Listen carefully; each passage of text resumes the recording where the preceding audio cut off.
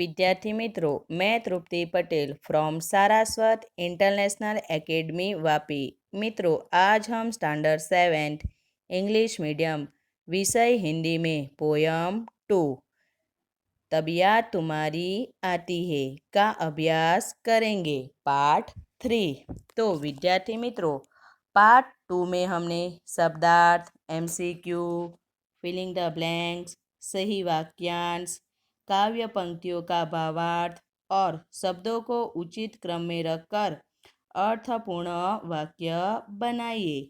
ये सारे प्रश्नों की चर्चा हमने पार्ट 2 में की थी। तो विद्यार्थी मित्रों, आज हम पाठ 3 में प्रश्नों के एक एक वाक्य में उत्तर, सविस्तर प्रश्नों के उत्तर और व्याकरण की चर्चा करेंगे। पोयम 2 तबीयत तुम्हारी आती है। तो मित्रों, प्रश्न नंबर 6, निम्नलिखित प्रश्नों के उत्तर एक एक वाक्य में लिखिए। क्या कहा है कि प्रश्नों के उत्तर हमें एक एक वाक्य में लिखना है। तो पहला प्रश्न है बच्चों, सुबह होते ही क्या क्या होता है। क्या कहा है कि सुबह होते ही क्या क्या होता है। तो क्या होता है बच्चों सुबह होते ही। तो उसका उत्तर है, सुबह होते ही चिड़िया चहचहाती है। कौन चहचहाता है। तो चिड़िया। कलियां खिलने लगती है। खुशबू की लहरें फूलों से निकलकर चारों ओर फैल जाती है। फूलों में से क्या निकलकर चारों ओर फैल जाती है। तो खुशबू।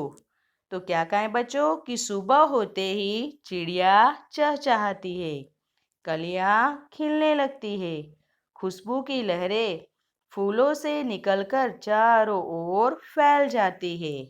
दूसरा प्रश्न है बच्चों, मैदानों में हरियाली कब लहराती है। क्या कहा है कि मैदानों में हरियाली कब लहराती है। तो बताइए बच्चों कि मैदानों में हरियाली कब लहराती है। तो उसका उत्तर है, मैदानों में हरियाली वर्षा ऋतु में लहराती है। कौन सी ऋतु में। तो वर्षा ऋतु में। तीसरा प्रश्न है मित्रों, आपको प्रभु की याद कब आती है। क्या कहा है कि आपको प्रभु की याद कब आती है। तो कब आती है बच्चों हमें प्रभु की याद। तो उसका उत्तर है, तारे, सूरज, चांद, सागर, पर्वत आदि प्रकृति के सुंदर और अद्भुत रूपों को देखकर मुझे प्रभु की याद आती है। क्या कहें बच्चों कि तारे, सूरज, चांद, सागर, पर्वत आदि प्रकृति के सुंदर और अद्भुत रूपों को देखकर मुझे प्रभु की याद आती है। चौथा प्रश्न है मित्रों, चिड़िया खुशी के गीत कब गाती है। क्या कहा है कि चिड़िया खुशी के गीत कब गाती है। तो कब गाती है बच्चों। तो उसका उत्तर है, चिड़िया बहुत सवेरे खुशी के गीत गाती है। कब गाती है। तो चिड़िया बहुत सवेरे खुशी के गीत गाती है। पांचवा प्रश्न है मित्रों, सुबह खुशबू की लहरें क्या करती है। क्या पूछा है कि सुबह खुशबू की लहरें क्या करती है। तो क्या करती है बच्चों सुबह खुशबू की लहरें। तो उसका उत्तर है, सुबह खुशबू की लहरें फूलों से बाहर आकर दौड़ लगाती है। किसकी खुशबू बाहर आकर दौड़ लगाती है। तो फूलों की खुशबू। छठा प्रश्न है मित्रों, हरियाली कहाँ कहाँ लहराती है। तो बताइए बच्चों कि हरियाली कहाँ कहाँ लहराती है। तो उसका उत्तर है, हरियाली मैदानों में, वनों में और बागों में लहराती है। कहाँ लहराती है हरियाली। तो मैदानों, वनों और बागों में लहराती है।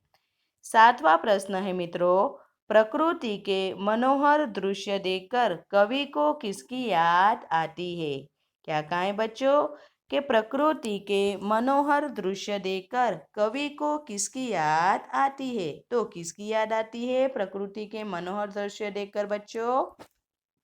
तो उसका उत्तर है, प्रकृति के मनोहर दृश्य देखकर कवि को जग के सृजनहार ईश्वर की याद आती है। क्या कहें बच्चों कि प्रकृति के मनोहर दृश्य देखकर कवि को सृष्टि की रचना करने वाले ईश्वर की याद आती है। आगे है मित्रों प्रश्न नंबर 7। निम्नलिखित प्रश्नों के उत्तर लिखिए। यानी ये लॉन्ग आंसर है और इसको हम विस्तार से या सविस्तार से कहते हैं। तो पहला प्रश्न है बच्चों, तुम सुबह में उठकर क्या क्या देखते हो? क्या पूछा है कि तुम सुबह में उठकर क्या क्या देखते हो? तो क्या देखते हो मित्रों आप सुबह में उठकर? तो उसका उत्तर है, मैं सुबह में उठकर देखता हूँ कि पूर्व दिशा में सूर्योदय हो रहा है। कौन सी दिशा में सूर्योदय हो रहा है? तो पूर्व दिशा में। चिड़िया चहचहा रही है। कौन चहचहा रही है? तो चिड़िया। कलियाँ खिल रही है। कौन खिल रही है? तो कलियाँ। लोग अपने अपने काम में लग रहे हैं। पाठशाला जाने वाले विद्यार्थी घर से निकल पड़े हैं। कौन घर से निकल पड़े हैं? तो पाठशाला जाने वाले विद्यार्थी। दूध वाला घर घर दूध और अखबार वाला घर घर अखबार पहुंचा रहा है। अखबार कौन पहुंचा रहा है? तो अखबार वाला। दूसरा प्रश्न है मित्रों, सुबह होने पर प्रकृति में कैसे बदलाव आते हैं? क्या पूछा है कि सुबह होने पर प्रकृति में कैसे बदलाव आते हैं? तो कैसे बदलाव आते हैं बच्चों प्रकृति में सुबह होने पर? तो उसका उत्तर है, सुबह होने पर आकाश में तारे छिप जाते हैं। कौन छिप जाते हैं? तो तारे। कहाँ छिप जाते हैं? तो आकाश में।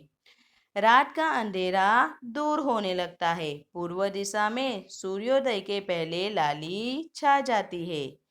पंछी चहचहाने लगते हैं और कलियां खिलने लगती है। फूलों की सुगंध हवा में फैलने लगती है। किसकी सुगंध हवा में फैलने लगती है? तो फूलों की। इस प्रकार सोई हुई प्रकृति जाग उठती है और वातावरण में ताजगी का अनुभव होता है। वातावरण में कैसा अनुभव होता है? तो ताजगी का। तीसरा प्रश्न है मित्रों, पृथ्वी पर हरियाली कब छा जाती है? क्या कहा है बच्चों कि पृथ्वी पर हरियाली कब छा जाती है? तो कब छा जाती है बच्चों पृथ्वी पर हरियाली? तो उसका उत्तर है, वर्षा ऋतु में धरती को पानी मिलता है। कौन सी ऋतु में धरती को पानी मिलता है? तो वर्षा ऋतु में। वीरान पड़ी धरती पर घास उगती है। कैसी धरती पर घास उगती है? तो वीरान पड़ी धरती पर। सूखे पौधे हरे हो उठते हैं। कैसे पौधे हरे उठते हैं? तो सूखे। पेड़ों को नया जीवन मिलता है। पेड़ों को क्या मिलता है? तो नया जीवन मिलता है। उन्हें हर पत्तों की शोभा बढ़ती है। इस प्रकार वर्षा ऋतु में पृथ्वी पर हरियाली छा जाती है। आगे है मित्रों प्रश्न नंबर 4। हरियाली कहाँ कहाँ दिखाई देती है? क्या पूछा है बच्चों कि कहाँ कहाँ हरियाली दिखाई देती है? तो उसका उत्तर है बच्चों, वर्षा ऋतु आने पर मैदानों में हरी घास उगाती है। किसके आने से मैदानों में हरी घास उगाती है? तो वर्षा ऋतु। खेतों में हरी फसल लहलहाती है।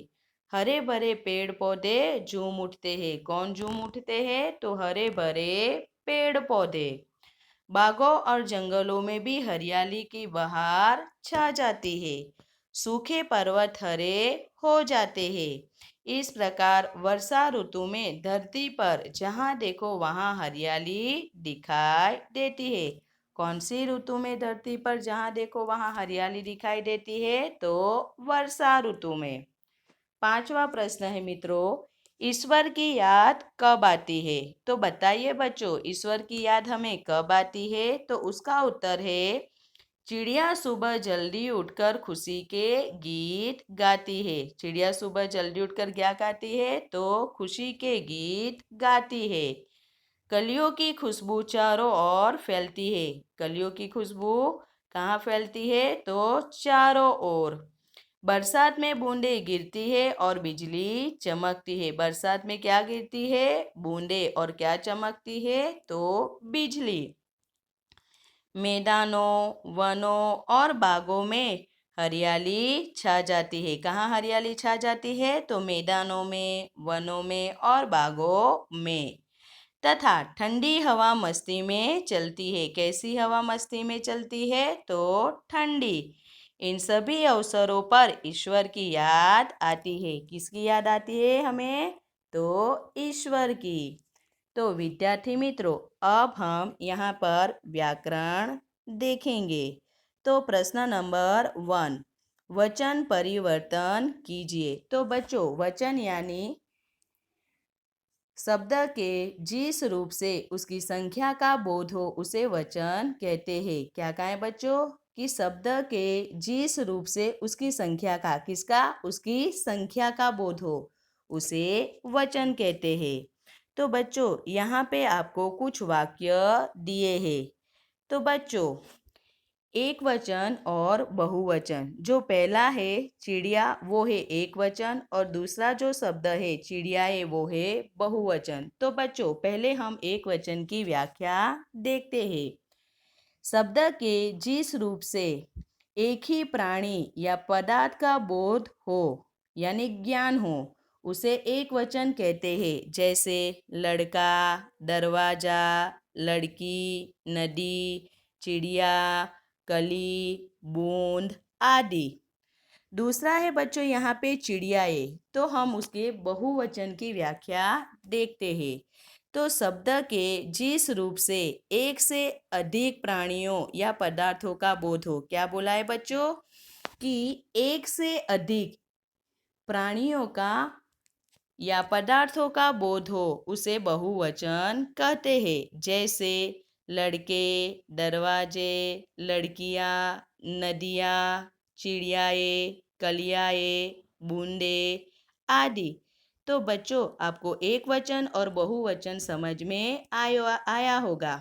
तो बच्चों, एक वचन यानी एक चीज यानी एक वस्तु के बारे में बताया जाता है, और बहुवचन यानी एक से जो ज्यादा चीजें होते हैं उसे हम बहुवचन कहते हैं। तो चलो बच्चों, अब हम वाक्य देखते हैं। तो पहला है चिड़िया उड़ रही है। तो ये क्या होगा? एक वचन या बहुवचन? तो एक वचन है। चिड़ियाएँ उड़ रही है, तो ये चिड़ियाएँ यानी बहुवचन। दूसरा है बच्चों कली नहीं खिली है, और उसका है कली का क्या हो जाएगा? कलियाएँ नहीं खिली है, यानी ये एक वचन पहला वाक्य और दूसरा बहुवचन। तीसरा है बूंद गिरती है, तो उसका क्या हो जाएगा? बूंद की जगह पर बूंदे गिरती है। आगे है बच्चों दरवाजा खुला है, तो ये एक वचन हुआ वाक्य। तो दरवाजा का क्या हो जाएगा? दरवाजे खुले हैं, तो इसका ये है बहुवचन। पांचवा है मित्रों लड़की खेल रही है, तो लड़की का क्या हो जाएगा? बहुवचन। लड़कियां खेल रही है। तो मित्रों, आपको एक वचन और बहुवचन समझ में आ गया होगा। तो अब प्रश्न नंबर 2, नीचे दिए गए शब्दों के अर्थ लिखिए। क्या कहा है? कि नीचे दिए गए शब्दों के हमें अर्थ लिखने हैं। तो पहला है कुक। कुक का अर्थ होगा कोयल की बोली। कुक यानी कोयल की बोली। दूसरा है इरादा। इरादा यानी संकल्प। इरादा यानी संकल्प। तीसरा है तरुवर। तरुवर यानी श्रेष्ठ या बड़ा वृक्ष। तरुवर यानी श्रेष्ठ या बड़ा वृक्ष। चौथा है मुग्ध। मुग्ध यानी मोहित। मुग्ध यानी मोहित। पांचवा है बच्चों गुजारिश। गुजारिश यानी निवेदन। गुजारिश यानी निवेदन। तो बच्चों, अब हम प्रश्न नंबर 3 शब्दों के समानार्थी शब्द लिखिए। कौन सा है प्रश्न 3? तो निम्नलिखित शब्दों के समानार्थी शब्द लिखिए। तो पहला शब्द है सुबह। सुबह का अर्थ क्या होता है? प्रातः काल। सुबह का अर्थ क्या होता है बच्चों? प्रातः काल। दूसरा है खुशी। खुशी यानी आनंद। खुशी यानी आनंद। तीसरा है बच्चों खुशबू। खुशबू यानी सुगंध। खुशबू यानी सुगंध। चौथा है बच्चों बहुत। बहुत यानी ज्यादा। बहुत यानी ज्यादा। पांचवा है बच्चों मुस्काना। मुस्काना यानी हंसना। मुस्काना यानी हंसना। तो विद्यार्थी मित्रों, यहाँ पर हमारी पोयम 2 खत्म हो गई है। तो आपको ये सारे प्रश्न आपकी नोटबुक में अच्छे अक्षर से लिखना है। तो विद्यार्थी मित्रों, अब हम आगे के लेक्चर में नए चैप्टर की शुरुआत करेंगे।